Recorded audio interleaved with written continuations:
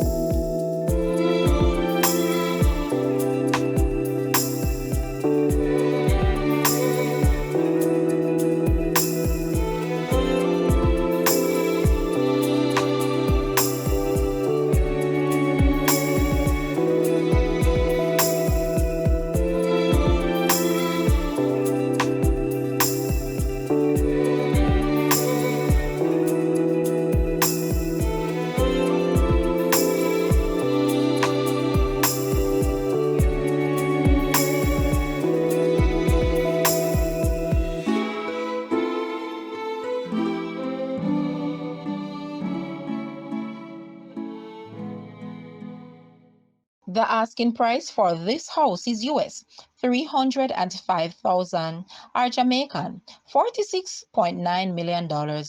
To purchase or make an offer, please take a look at your screen, or you may visit the description area below for full details. If you like this video, please hit the like button and also share with a friend. Thanks for watching, guys.